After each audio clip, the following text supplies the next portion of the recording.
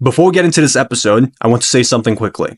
If you're someone who's already spent years and thousands of dollars building your brand, and you feel like it isn't growing at the speed or scale it deserves, this might help. We're offering free one-on-one coaching calls to help experienced brand owners figure out what's actually blocking their growth and what to do about it. We'll sit down with you, walk through your brand, and help you get clarity on your next steps for growth.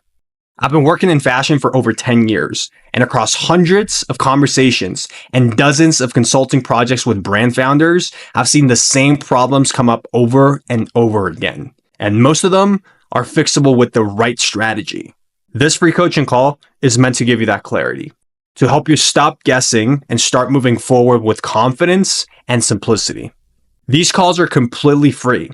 But since they take a lot of time for me and my team, we can only offer a limited number. So if you're serious, apply using the link in the description. Now, without further ado, let's get into this week's episode. What does it all come down to? I mean, to me, it comes down to demand. Okay. And I think that that's the best advice anybody ever gave me, which was very early on in my career, is that first sell something. Like have somebody pay money for something that you make. And it has to be somebody you don't know, and it has to be full retail price. Okay. And when I say somebody, ideally many somebodies, ideally, so and what I've seen, the problem that I see in fashion a lot of times is that there's not enough demand, right? If there's demand for the product, and I see it now with the companies I work with, if there's authentic sort of grassroots demand. People want to buy the item. Everything else can fall into place. It's not easy figuring out production, figuring out financing, figuring out like all the different hiring, building teams, marketing. All those things are not, are very hard, but are Figure not out, as hard as right, it's creating demand. demand. Right. And if you have demand, you can eventually figure all of those things out. You can hire for them. People have done it before. There's expertise you can bring on board. Like you're not reinventing the wheel on that. But on demand, Mm, keep having to reinvent the wheel because nobody needs shirts, nobody needs clothes, like all these things are not needed anymore. So how do you get people to want it? And that's to me the biggest driver, and that's what that's magic, right? To me that's mm. magic. It's like, why do I all of a sudden want to wear this kind of pant and not that kind of pant? You know what I mean? All of a sudden barrel leg is like a thing, and then before it wasn't, and like maybe at 2 years afterwards it's not going to be. So that's magic. There's a Mm. few people I think who know how to generate demand, but very, very, very few people. Like I think that's Interesting. sort of when you talk about timing and lightning in the bottle, and it's sort of like when demand happens, then you have to jump on and get operations together. And then, a lot of the European brands, for instance, are very good at sort of maintaining demand and stretching Mm. demand. But even them, you see it every day when their demand isn't there. If people don't want to buy Gucci, there's nothing Gucci can do. Right. If people want to buy Gucci, they open stores, they can open concessions, they can streamline the business model, they can buy their factories, they can control their supply chain. But if people don't want to buy them, they're screwed. Right. Interesting. And what would be some examples of these people that, again, seem like they can control demand? What do you think they understand differently? What do you think they see differently? So there's two kinds of people. I think that there's people that are on the product side, and then there's people who are on the marketing side. And ideally, they have some sort of understanding of both. Yeah. Rachel Floriana Either at they're Man. the same person or they're comparable skill sets and founders. Yeah, I don't know a lot that are purely on the marketing side that can actually generate Mm. demand, right?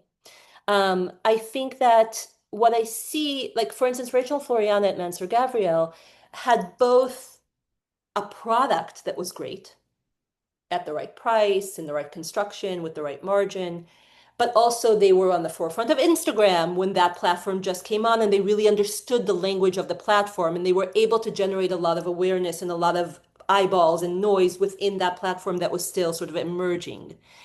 I see that now with platforms like Substack.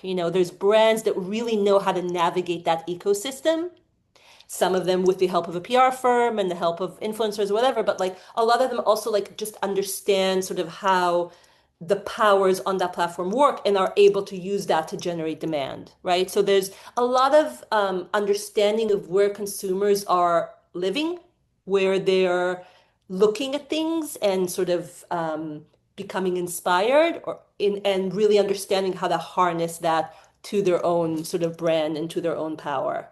Um, and that's fascinating. Do you know what I mean? That's not my skill set, So I'm Mhm. like continuously fascinated when they do happen. And then, there's a lot of issues then, they need but if you don't have that, Yeah, demand is just a window of opportunity. You need to learn how to take advantage of it. 100%. And a lot of people, the traditional problem in fashion has been that you have to have all this infrastructure and all these expenses ahead of demand, right? So you have to have Mm. a well merchandised collection, which has like, 1,000 SKUs in it in 1,000 different, categories before you can even assess whether people like your pant or people like your shirt. You have to have a fashion show in order before you can to establish your brand so that people even look at your product and try to assess. So there's a lot of upfront costs in fashion that usually was the biggest pitfall, right? It's sort of like you have a cost of entry that you can do, and it's still people won't satisfy demand. Right, Or infrastructure well, development before demand. exactly. So, but I think that's changing now. And I think that there's a lot of ways through, I mean, it started with e-commerce, but like really sort of evolved into ways in which demand can be generated and capitalized on even before you sort of incur all these costs. And then you're able to scale your company with demand, which is really what you should do while maintaining profitability. Hmm, interesting.